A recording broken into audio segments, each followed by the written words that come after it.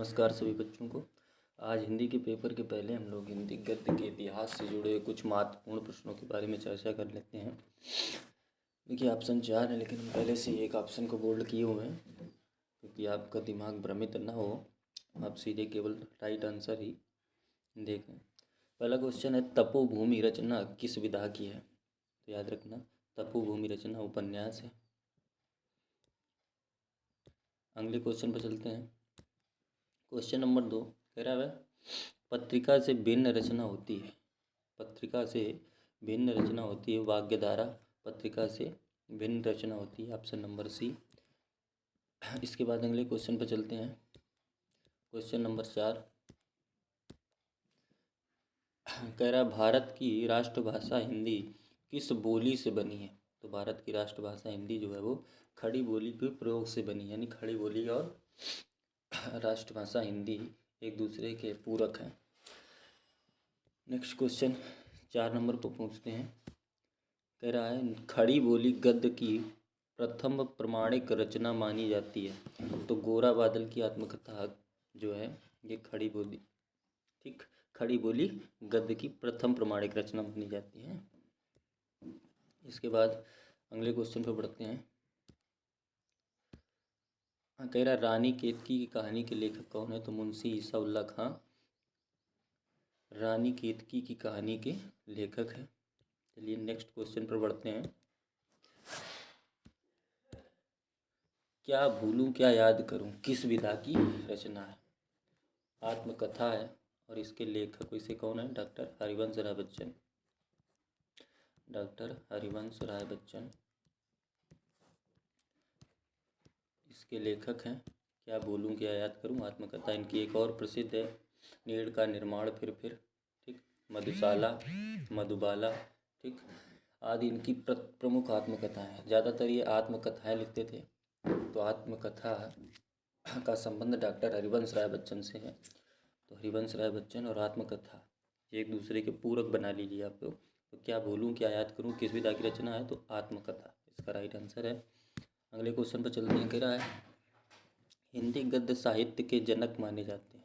हिंदी गद्य साहित्य के जनक माने जाते हैं तो कौन है? भारतेंदु हरिश्चंद्र हिंदी गद्य साहित्य के जनक माने जाते हैं। इसी के बाद अगला क्वेश्चन है, इन्हीं के नाम पर भारतेंदु युग भी चला है। अगला क्वेश्चन है, हिंदी गद्य का विकास हुआ है किस युग में हुआ है? तो याद रखना, आधुनिक काल में। किस युग? आधुनिक काल में हिंदी गद्य का विकास हुआ है, ठीक। आगे कह रहा, ब्राह्मण पत्रिका के संपादक कौन है? ब्राह्मण पत्रिका जो प्रकाशित हुई उसके संपादक कौन है? ठीक, तो ब्राह्मण पत्रिका के संपादक कौन है? प्रताप नारायण मिश्र। एक और पत्रिका पूछी जाती है, तार सप्तक। तार सप्तक, ठीक, तार सप्तक के आपसे संपादक पूछा जाए तो आप आंसर लगाएंगे अज्ञे जी। अज्ञे जी जो हैं तार सप्तक के संपादक हैं। सरस्वती पत्रिका के संपादक हैं महावीर प्रसाद द्विवेदी जी। तो पत्रिकाओं से भी प्रश्न बन सकता है। अगले क्वेश्चन पर चलते हैं। कह रहा है, हिंदी का प्रथम यात्रा वृत्त क्या है? तो याद रखना, सरयू के पार हिंदी का प्रथम यात्रा वृत्त, ठीक। नया क्वेश्चन 11 नंबर कह रहा है, भारतेंदु युग के लेखक हैं इनमें से कौन से? प्रताप नारायण मिश्र, रामरच बेनीपुरी, वियोग हरि और रामविलास शर्मा में से। तो याद रखना, भारतेंदु युग के लेखक इनमें से प्रताप नारायण मिश्र जी हैं। इसके बाद कह रहा, काशी नगरी प्रचारणी सभा की स्थापना हुई थी किस युग में हुई थी? तो याद रखना, द्विवेदी युग में हुई थी। काशी नगरी प्रचारणी सभा की स्थापना द्विवेदी युग में हुई थी। क्वेश्चन नंबर अगला है, कह रहा, छायावादी युग के गद्य लेखक का क्या नाम है? तो याद रखना, राय कृष्ण। छायावादी युग के गद्य लेखक हैं राय कृष्णदास, ठीक। अगले क्वेश्चन में क्या कह रहा है, आचार्य महावीर प्रसाद ने सरस्वती पत्रिका का संपादन कब किया? अभी हमने बताया था कि तार सप्तक का संपादन जो किया था वो अज्ञे जी ने किया था और सरस्वती पत्रिका का संपादन महावीर प्रसाद द्विवेदी जी ने किया था। और ये कब किया था? तो 1903 में। अगला है, भारत की एकता कृति के रचनाकार हैं। भारत की एकता कृति के रचनाकार हैं तो याद रखना, वासुदेव शरण अग्रवाल जी भारत की एकता कृति के रचनाकार।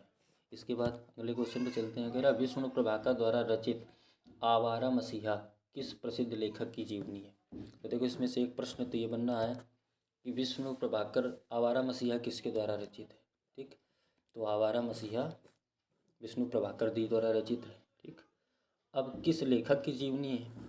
तो याद रखना शरत चंद्र की ये जीवनी है। ठीक, प्रश्न को घुमा के इस प्रकार से भी बना सकता है। ठीक, 60 वर्ष एक रेखांकन किस साहित्यकार की आत्मकथा है? तो याद रखना सुमित्रा नंदन पंत जी की आत्मकथा है 60 वर्ष एक रेखांकन। अगला, रिपोर्तार्थ लिखने का प्रारंभ किस युग से माना जाता है? तो याद रखना छायावादोत्तर युग से रिपोर्तार्थ लिखने का प्रारंभ माना जाता है। अगले क्वेश्चन पर चलते हैं।